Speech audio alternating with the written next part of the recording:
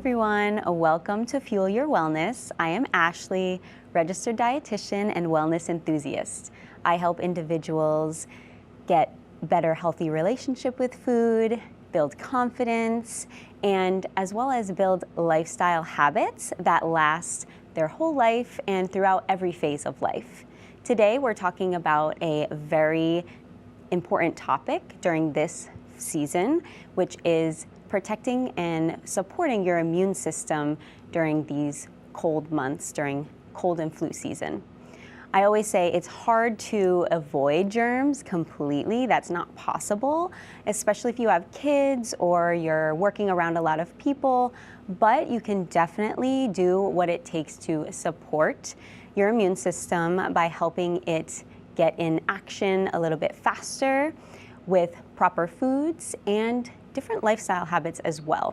So it's not just about foods, but a lot of foods we talk about today are going to be really helpful for you to implement, and also some lifestyle habits in addition. So stay tuned for that. I do want to just start by saying we're not trying to avoid being sick altogether. I mean, I would love for that to happen, but that's not possible. What we're trying to do is to support the immune system with different lifestyle habits that are going to help you to be sick less often and to have a little bit of more mild symptoms when you do get sick. So that's the goal, not being sick at all, which would be great, but it's just not realistic. So we want to be realistic and know that these, even if you have all of these habits in place, you still are likely going to get sick once or twice per flu season, but hopefully not so bad. So we're going to start off with number 1, the first of the 10 different tips I'm going to give you for helping boost your immune system, and that is citrus fruits. Unsurprisingly, right? We all know that oranges are packed with vitamin C, but also using things like lemons and limes and also grapefruit, as long as it's not a contraindication with medications. You can use these in your everyday life, and of course we know that oranges have a lot of vitamin C. We know that that's going to help boost your immune system, but you can also have the other fruits to kind of change it up a little bit too. And so vitamin C can help boost your white blood cells to help them act faster. We don't have to chug vitamin C powder. I don't suggest it, in fact. A lot of them, I'm not gonna mention, specific brands, but some of them have a lot of additives in them that I don't suggest. And also, I always promote food first, right? So as much as we can do food first, and supplementing when needed is of course important, but we can do a lot of vitamin C through food. So these citrus fruits and some that we're gonna talk about next. But also just know that you can I'd rather have someone chug a glass of orange juice than some of the vitamin C powder. It has a lot more benefit to it. Number 2 is kind of a group of different fruits, which is strawberry and kiwi. These are, not necessarily in the same class of fruits, but what they have in common is a lot of vitamin C, just like the citrus fruits. But instead of just eating oranges all the time or maybe lemon in your water, you can do different things with this, like slice strawberries into your yogurt or kiwis as well, or just eat them as is. And what these have are a lot of vitamin C, and they also have a lot of antioxidants to help reduce inflammation. So that's really important. And just to note, strawberries, 1 serving of strawberries has the same amount of vitamin C as an orange. So don't underestimate the strawberries. And then as far as kiwi goes, 1 little kiwi, which is, such a small fruit, has more vitamin C than an orange. So really kind of an underdog here as far as fruits go, and vitamin C containing foods. Definitely try to incorporate all of these so that we're not just sticking to oranges all the time. But it's really easy to get all these things in, even when you have kids. I think kids love fruit, and mandarins, as far as oranges go, are a great option, and they're easy. Speaking of underdogs, the third way to support your immune system is by adding bell peppers. In particular, red bell peppers are extremely high in vitamin C and beta carotene, which can help support your mucosal lining. So really important for that first line of defense with your nose and throat. We can add these into salads, we can have them sliced with hummus, we can cook them, we can make stuffed bell peppers, lots of different ways to incorporate these, but again, kind of the underdog here because a lot of people don't think of bell peppers when they think of vitamin C containing foods. So really great to incorporate those in addition to all the things we've talked about thus far. And number 4 is ginger and garlic. One of my favorites, if you know me, garlic and ginger. I always am promoting more consumption of these foods. It's really great that a lot of people around here are so big onto, garlic and incorporating garlic into their foods, but we also want to not forget about ginger. Ginger and garlic pair really nicely together as far as benefits as well as flavor. Garlic is a very high immune boosting food because it contains a compound called allicin, which can, of course, like I said, boost your immune system. It's been shown to be able to do that, as well as onions as well. And ginger provides an antioxidant property as well as anti-inflammatory properties. So when you're sick with a stomach bug, it can actually also help with nausea, but it helps with inflammation. So if you're feeling any achiness, pain, it can help with that when you are sick.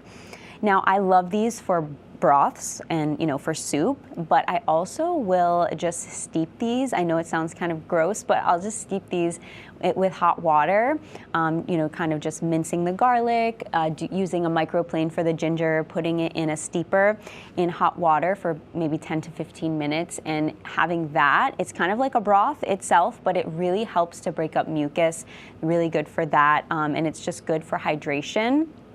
I always say it's easy to get hydration in when it's hot in those warm summer months when you're sweating and you, of course, are reaching for water just out of habit and out of need for it, and the feeling of thirst is constantly there, whereas the winter, we don't get that as often, so it's great to incorporate these hot soups for that reason, and of course, incorporating ginger and garlic into them has so many benefits. As far as sore throat too, these can really help with that. So after having that, steeped tea of ginger and garlic, if you are brave enough to try it, you might notice your sore throat has significantly gone down, and that's just the power of these compounds in these roots. So really great to have these. Stir fry is one of my other favorites to incorporate these in, and we'll talk more about that at the end. Elderberry is number 5. You might have heard of it, you might not have heard of it. It's a very dark purple, pretty much dark blue, purple berry that has a lot of antioxidants. This antioxidant is called anthocyanin. This is extremely important for cancer protection. Antioxidants in general are great for that, but this is really good for, again, anti-inflammatory purposes. So if you're feeling any symptoms physically, achiness, sore throat, it's going to help with that. You can have it in syrups. They have gummies out there, more for kids or adults as well. I love my elderberry gummies as well, and you can even have it in tea. So lots of good ways to incorporate it. I always suggest getting a way that you're gonna consume it every day. That's the most important. And for kids, trying to, of course, stick to the guidelines as far as the serving for them and not doing any raw elderberry. That would be my tip for that. But what elderberry can do is it helps to reduce the length, the duration of how long you're sick for. And it helps to reduce the symptoms as well. So I always share this story of was it last year? 2 years ago already. Oh my gosh, 2024. My son, I ran out of elderberry for like 2 or 3 weeks, and during that time is when he got sick, and I always attribute it to not giving him elderberry. Of course, I'm sure there's lots of other factors, but it just really is such a powerful option that's so easy to incorporate, and it's even enjoyable for kids to incorporate too. That can help keep them healthier, and again, it's not going to keep you from getting sick necessarily, but it can help reduce the symptoms and the severity. Now, number 6, herbal teas, kind of a similar to the soup suggestion is tea, because it can help you get more hydration in. And that warm fluid, again, can help break up the mucus, improve airflow, which is all needed when we're sick, as we know. There's one particular tea that I do suggest when you're sick or you feel yourself getting sick, those symptoms are starting to creep in, which is echinacea tea. You can find this at most grocery stores or, of course, online. And this just really helps, again, to improve your defense. when you are getting sick. So it kind of helps your body to respond to pathogens a little bit faster than if you aren't incorporating this. And what you can do with this is maybe have some at night. It's caffeine free, so any tea that you have, I would suggest herbal tea when I talk about teas. Green tea is also very high in antioxidants, so it can also be beneficial, but try not to have that one at night for your wind down ritual before bed routine. Now that takes us to number 7, which is hot soups and broths.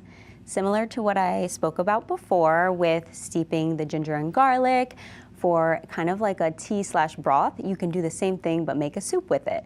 And this is great for just really a comfort food, of course, during winter months. It's so cozy and warm to have soup. But in addition, again, it's giving you more hydration, and you can get all that ginger and garlic right in the soup, as well as leafy greens. You could even throw in some red bell peppers in there. And it's just really great to loosen congestion, and it's a great option for eating every single week of the winter. Again, this is a great preventative option. Instead of just having it when you're sick, I would suggest trying to have it every week of the winter so that when you are sick, it's something that can last for a very short amount of time. Number 8, going outside is something I suggest constantly. This is great because it's easy to do if you like outside. If you don't, it's something that you have to kind of just ease yourself into. 5 minutes or less, even like 3 to 5 minutes, can be beneficial. And what this is good for is that going outside can expose you to natural light, which helps with circadian rhythms, and that can help you sleep better at night, which, as you probably know, and we're going to talk about that as well, sleeping better or more sleep can be really helpful for boosting your immune system. That's really important. And also fresh air can reduce stress levels. Even there's studies showing that looking at trees, being around trees and nature reduces stress levels, those cortisol levels, and that can support immunity. So it doesn't have to be long, but taking some time outside every day can be really great for just an easy, quick way to get a little bit of immune boost. Now, exercise and movement is number 9. This is something I always like to say very intentionally, that you don't have to be this, very intense exerciser. You can do gentle movement, and I always suggest a little bit of slightly moderate intense exercise in addition to gentle movement is really the best for us. That's also for prevention. I think a lot of these, if we put in place as a preventative method, we can do a lot better and see better results than just doing it when we're sick. Of course, movement is always good for all the time, right? But when you are sick, gentle movement is what I, of course, would suggest. But in general, for preventative methods, I suggest anything that gets you moving that you enjoy to start. So things like walking counts, doing dancing in your living room with your kids counts, anything that gets you moving, body weight exercises with weights if you have them, if that's something that you're interested in, with resistance bands, if that's something that you're interested in. I think all of it really counts and is helpful to get your heart rate going, to get the blood flow, which helps to circulate those immune cells. Really important there. So even when you are sick, being completely still is something that we probably want to be doing, but even getting a little bit of movement in, walking around your house, even going up and down the stairs a couple times, can be beneficial to get the cells moving. Of course, if you have a fever and are really achy, that might not be the case, but if you have a cold that's just sniffles, that could be something that you still are doing a little bit more moderate exercise with. And last but not least, not surprisingly, I'm sure to a lot of you, is stress management and sleep. I just, talked briefly about that, sleep being something really beneficial for your immune system. But you could drink all the echinacea tea in the world, do all these other tips, incorporating the lemon, the oranges, the strawberries, the kiwis, the red bell peppers, the broths, every tea in the world, but you are still not going to have a great immune response if you aren't sleeping and you aren't managing your stress levels. Now, I feel a little bit like a hypocrite because I'm not someone who gets that much sleep, but what I do try to do, because I have a 10-month-old who, is constantly up, but I still try to keep a ritual every night that is similar night to night, and also sticking to a similar bedtime is really important. So even this can kind of get your cortisol levels down so that at least your body knows, okay, this is my rest time. Rest, we can't underestimate, because even if you can't sleep as much as you want to, if you're in a similar situation, rest can be something that's just as powerful. So even laying down, just, Shavasana, if you're familiar with yoga, just laying there, that can be really beneficial and energizing too, if you need a little bit of an energy boost. And then also things like a nighttime ritual could include journaling, crossword puzzle, reading, gentle stretching or yoga, meditation, or one of my favorites is breath work. And I'm actually just going to run through a quick breath work ritual that I like to do. It's called 4-7-8 breathing. You might have heard of it before. And the reason I like this is because the inhale is shorter than the exhale. And the reason that's important is because when the exhale is longer, we start to activate our parasympathetic nervous system. So this is great before bed, because most of us are going all day long, and then we finally sit down at the end of the day and can take in, we're finally processing all the things that happened, and we might kind of have higher stress levels just thinking about everything. If you turn on the news, of course, that's of course such a stressful situation in and of itself. So there's so many things that are going to increase our stress that doing something even quickly for yourself can help. And this one I really like to do even in bed to help me get to sleep. So I'm just going to run through 3 quick rounds of this. So we're going to inhale for 4, hold for 7, and exhale for 8. So we're going to go in for 4, hold for 7, and exhale for 8. So again, in, hold, exhale. One more time, in, hold, and exhale. I try to do this all the time as a parent. You probably know emotional regulation is something you might be working on and teaching as well, all at the same time. So that's actually great. Breath work is so great to help ourselves and others. Kids also need that immune support as well. So helping them learn how to do these breath work options and other techniques that help them kind of calm down at night, it can be really beneficial, because I know bedtime routine can take a long time if they're not ready to be calm and sleepy. So it can help all of us, and I think if we implement all of these, that's great, but it's really overwhelming, right? If you think of all these 10 different things I just spoke about. So it's great to think about what are the 1 or 2 that are calling to you, that say, okay, this is something I've been needing to work on, or something I could see myself doing. Start there, and then slowly add as you feel comfortable with those things. So for some people, it could be, okay, I could just easily add a cup of tea. I could easily add like a minute outdoor time at my lunch break, right? Even drinking the tea, could be feeding 2 birds with 1 scone, as I like to call it. So I'm going to walk through now a way that you could see yourself doing this throughout the day, kind of like a little routine, an example routine of incorporating all of these different techniques all in one day. So in the morning, maybe you start waking up and having some warm lemon water, so you're getting that citrus in right away, and maybe you have it with a kiwi, right? Or you could have your strawberries with oatmeal for breakfast, and maybe some peanut butter and chia seeds, just to, again, give you a well-balanced option.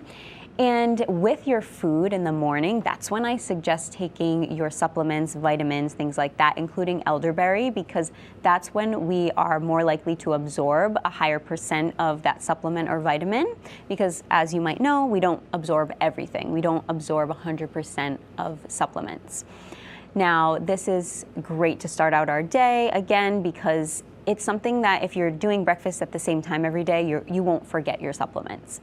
Now, maybe lunchtime, you have that hot soup with the ginger and the garlic. And what I suggest also is if you're having a stomach stomach issues during this time that you're sick. If it's the flu symptoms and you're having a stomach bug, then maybe you have something like miso soup, which is really great for gut health support because it is a probiotic food. So that's a really great option, and it's really tasty too. Afternoon, you might sip on that echinacea tea and step outside for a little bit. That can get, again, those two things going at the same time. And dinner, it could be an easy option to do, again, like maybe the stuffed bell pepper, or you could do a stir fry with like brown rice, broccoli, red bell pepper, onion and garlic could be included in there, and some other vegetables, maybe edamame. If you do chicken, you could do that. If you do tofu, you could do that for your protein source. So lots of balance is important. And of course, getting active at some point in the day. I don't necessarily specify when because we all have different lifestyle habits. And for some of us, we are better with exercise in the morning. Some of us in the afternoon is the only time you can get it in, or in the evening, maybe after the kids go to bed. So lots of different lifestyles, but trying to incorporate all these things as well as that nighttime ritual. And that could be, again, that breath work that we just spoke about. Anything that you feel is going to get your heart rate down a little bit, to start to wind you down, get you into that, out of that fight or flight mode and into that rest and digest and heal mode, which is what we want to be in. So that's just a way to incorporate all of these tips in one day. But what I do want to say is there's also things that I didn't talk about today that we want to take out of our routine as well. That's just as important as adding in. But I always say start with the additions and then take things away. But just to touch on a couple of things that would be something you might want to take out would be excessive alcohol, or really alcohol at all is not good at all for our immune system and can really slow down our immune function. So if we normally aren't drinking alcohol, we could be a little bit quicker to respond, which means the duration of which we're sick for could be super short, versus if you are a regular alcohol drinker, then it could be a long time that you have that sickness for, because your immune system is, all the systems in your body are trying to work. Your liver is like, what's happening? I need to be focusing on something else. And then also excessive caffeine intake. And while, again, I'm a mom, I need my caffeine every day, having too much is not good for our immune system as well. So those are the two things I'm going to say that could be taken out. But everything else, just think about what is realistic for you to incorporate and start there.